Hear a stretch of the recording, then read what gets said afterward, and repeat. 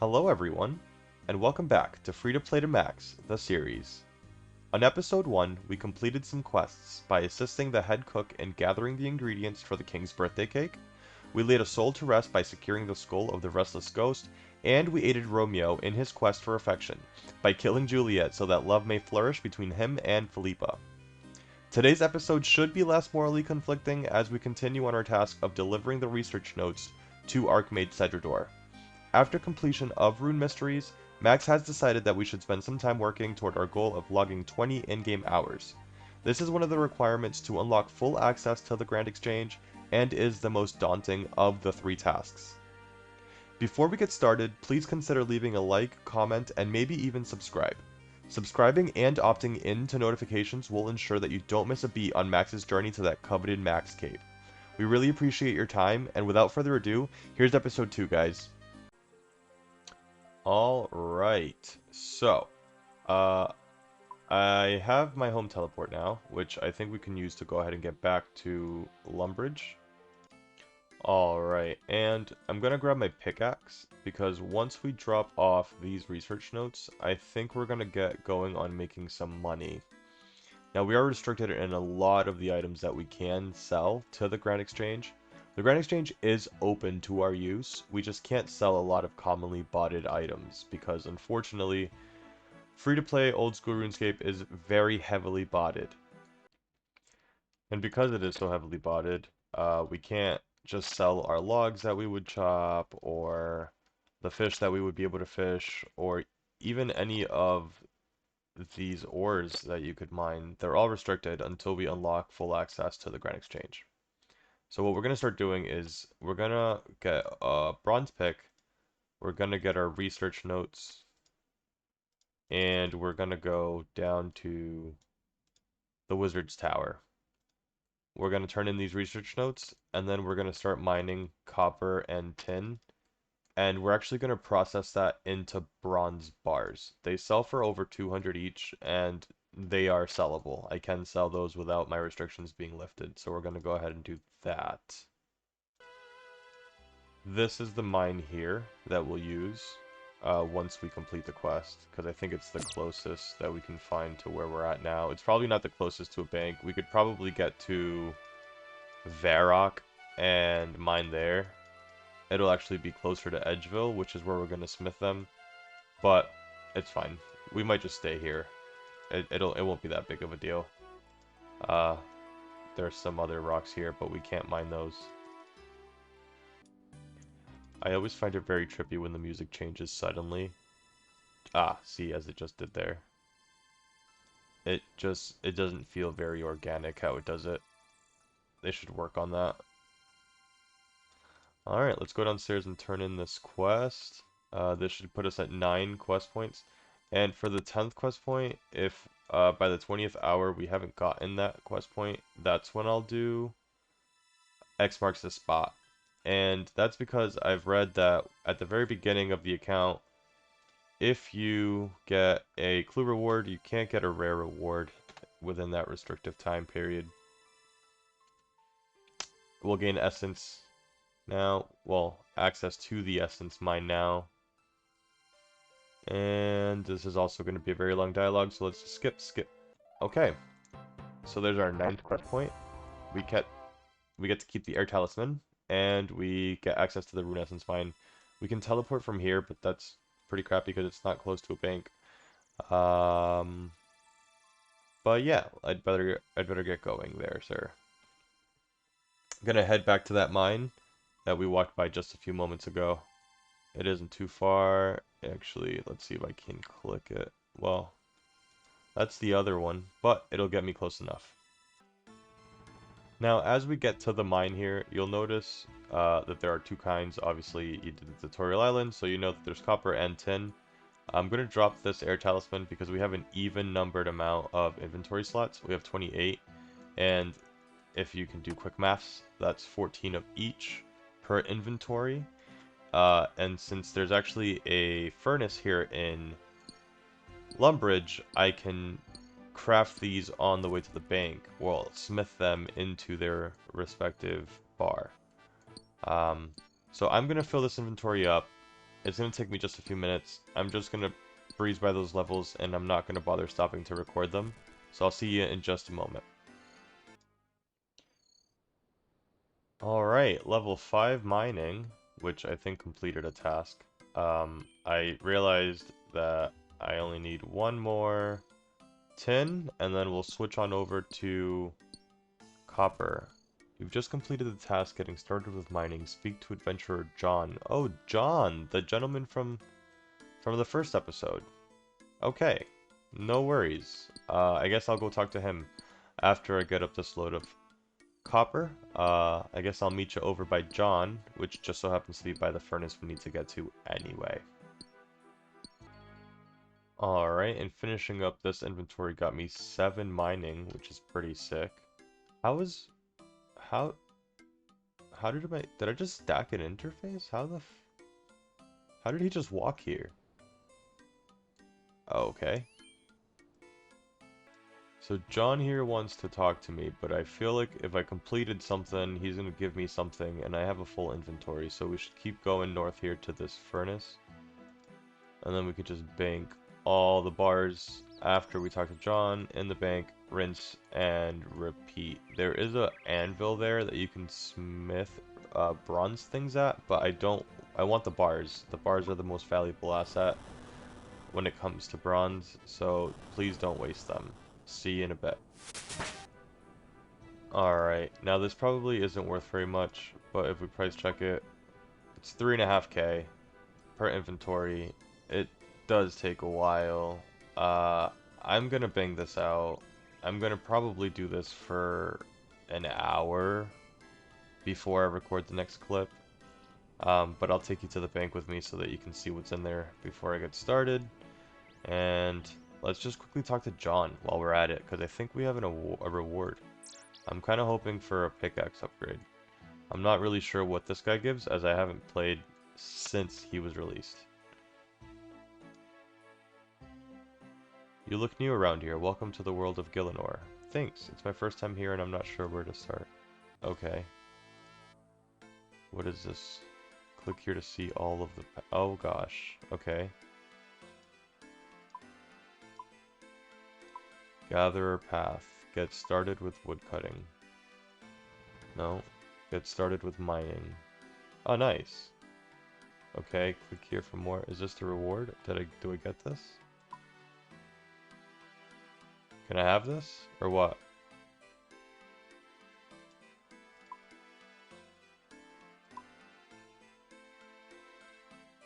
Yeah, I got level 5. How do I get this? Nice. Okay, so can I claim it? Oh, okay, cool, cool, cool. So it actually gave me a boost to these as well. So what I'm gonna do is I'll see you guys in a bit.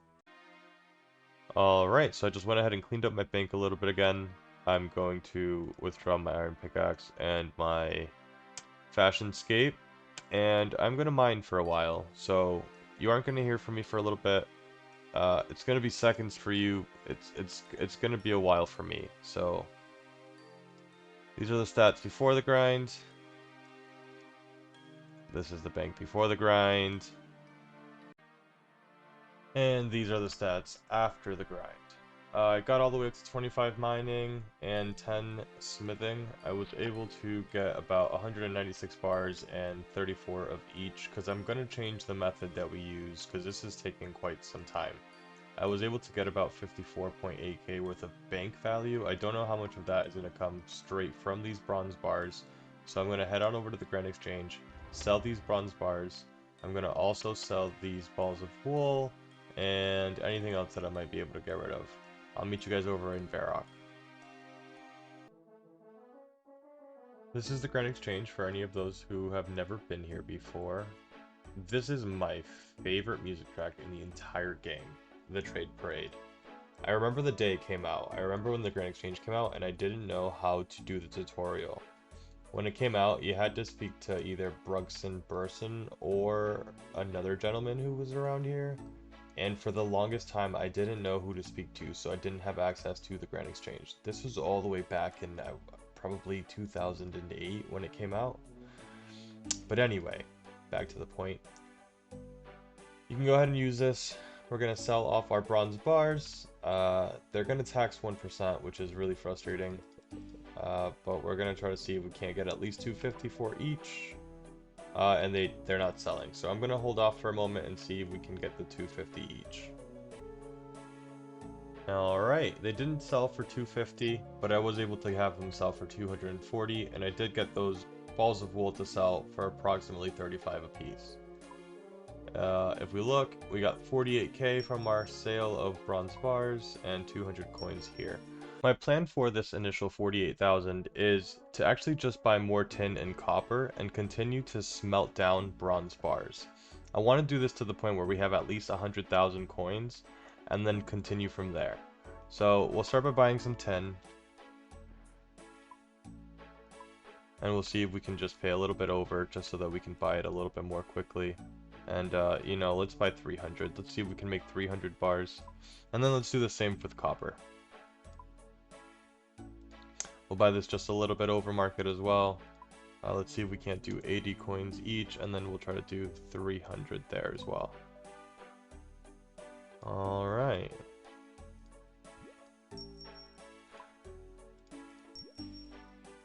Now, if we look at our Grand Exchange history, you'll notice that I bought the tin for 64 and the copper for 69. That's a combined total of 133 coins for the bronze bar. However, I'm selling bronze bars for 245 each for a profit of over 100 each without having to mine the actual tin and copper. So it's very beneficial to me to just buy it ahead of time instead of mining it, since we have grinded out those initial levels that we wanted. So now I'm going to head over to Edgeville and start smithing away. I'll meet you guys over at the furnace. Now, luckily for us, on Old School RuneScape, this furnace here in Edgeville is open to free-to-play players. There is no requirement for achievement diaries or anything like that, so we can go ahead and use this instead of having to run all the way to the swamp, back to the furnace, to the bank, and repeat. This will be a lot more simple because all we'll have to do is withdraw 14 at a time of each, click in the room with the furnace, smelt the bronze bars, which should just take a moment. And once you're all done with your inventory, all you've got to do is go right on back to the bank, bank the bars, and repeat. Now, I'm going to spend some time and do these 306 that are remaining, and I'll catch you guys in a few moments. And just like that, 334 bronze bars. It says the bank value is sitting at 93k, which is amazing. I'm hoping that if we can go sell these bars, that maybe if we do this one more time, I can put us over the 100k mark. So I might consider doing that. I'm going to head over to the Grand Exchange and sell these bars, and I'll catch you guys in a second. I know that the last set sold for 245 each, so we'll do the same, and we'll place those in there. It says 81k. So we got 81.8k for that, and our bank has 8k in it. So we have a total of 89.999k. I think I'm going to use this money to go ahead and try this one more time. I think I'm going to do 500 bars this time. So let me buy those right up. Alright, and now we have those. We got some money back for the tin and for the copper, so that's pretty awesome. We've got 22k and 500 sets of copper and tin, which should put us well in excess of 100k, but that should give us some buffer room to start the next episode. I'm going to go ahead and just grind out this 500 tin and copper, and I'll be right back with 500 bronze bars. I didn't think it would happen, but there's the first one. You've been playing for a while. Consider taking a break from your screen. How am I supposed to get a bond if I have to log off every couple hours? That's unrealistic. That's so unrealistic. Alright. 500 bronze bars later, and this should put us over the 100k. I think it should be around 125k if my maths is correct. Alright. They sold for 121.5k. Perfect. Combined with what we already had in the bank, that brings our GP value up to 143,000 for the episode. I'm going to take some of this money and take it out and use it for some quality of life unlocks. I would like to buy the Chronicle as a teleport to the Varrock area, and I would also like to buy a staff so that I don't have to manually cast spells when I do train my magic. I'm going to get the staff from the Zaf's staff shop in Varrock Center, and I'm going to get the Chronicle in Draenor. I will see you at both of those locations. Our first stop is going to be here to the staff shop. If we speak to Zaf, he will trade us and sell us staffs. I usually just buy a Staff of Fire, although we won't necessarily be utilizing it until level 13 magic when we unlock Fire Strike. Our next stop is going to be in Draenor Village, where we're going to meet with Diango. Diango sells the Chronicle, which is a book that you can use to teleport to the Champions Guild. I'll meet you down in Draenor Village. Now, I guess you'll want to be careful when you come over here, as this wizard keeps aggroing me over this fence, so you'll want to get Diango to a point where he's away from the wizard. I'm still level 4, so they can still attack me. You'd have to be level 15 for them to not. Keep that in mind. You'll want to trade Diango, and the Chronicle is this book here. It's valued at 300, so just buy the one, and then the teleport cards are 150 apiece. These teleport cards are consumable. You will use one per teleport to the Champions Guild. I'm notoriously bad at keeping these stocked, so I'm just gonna splash some cash. And I mean, splash some cash. I think I'm gonna put 50 teleports or so in there. I think I just spent like 10k. I think that'll do for now. Yeah, that'll do me. For our next quality of life unlock, what I would love to do is unlock the Canoe system. The Canoe system did become free to play a couple of years ago on old school RuneScape, and you can utilize it to get up and down the River Lum from Lumbridge all the way to Edgeville. This is a free way of teleporting around the world without having to use Law Runes or a Chronicle. I can even use the Canoe to get from Lumbridge to the Champions Guild, which would save me the 150 GP teleport charge for the Chronicle. To unlock the Canoe system, you need to train woodcutting.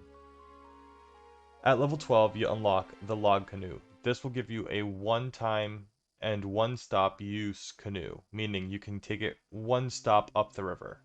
You can start in Lumbridge and you can end at Barbarian Village, but you can't go 2 stops, meaning you can't go from Lumbridge to the Champions Guild. The Dugout Canoe will offer you that functionality, and then every other canoe after that will unlock one more stop that you can take in one trip. I'll show you guys what I mean when I unlock it. For now, I'm just going to start woodcutting some normal trees in order to get this 12 woodcutting for a log canoe. I'll see you guys in just a few moments. A great place that I like to start my woodcutting grind is right behind the castle. There are a lot of normal trees, but there's also this pesky mugger, so just be very careful not to die. It's very easy to die, as he can hit you while you're not noticing, and take you down pretty quickly if you still have 10 hit points. Level 1 trees take 1 log to come down, so it is going to be pretty tedious to get to level 12, but once you get level 12, you should have unlocked that canoe system. I'll see you once I have level 12, as woodcutting is pretty boring, and I don't think you'll want to watch me grind out 10 levels. We did just complete the task getting started with woodcutting, and it says that we can speak to Adventurer John to claim our reward. Now, I think that this is probably going to be another iron axe, which isn't much better than my bronze axe, so I'm not going to waste my time going over to John, as I don't find that it'll be worth my time. Alright guys, this log here should put us to 8 woodcutting, which also gets us to 100 total level. Now, traditionally, 100 total level isn't very much, and we wouldn't really be celebrating it. However, one of our free player restrictions as far as the Grand Exchange is concerned is having 100 total level. So since we did just achieve 100 total level, now we just have to worry about getting 10 quest points, which we are 1 away from, and 20 hours of in-game time. Alright. And just as quickly as we get 100 total level, we get 112 total level when we get 12 woodcutting. How great is that? Alright, and with that we unlock the log canoe. I'll show you guys what that's all about here. If you follow me over to the River Lum, cross the bridge, along the other side there, you should see this canoe station. This station is manned by Barfy Bill, but you can just knock down the tree here and start crafting your canoe. We're just going to make a log canoe this time around, so just click on log. This could take a while the first go around. Sometimes they take quite some time. But once we get it crafted, it'll plop right into the river, and we can take this bad boy up to Barbarian Village. Or the Champions Guild, whichever one comes first. I don't remember which comes first, actually. Alright, there's the log. We can float the log. We can get on the log. And I guess we can head on over to the Champions Guild.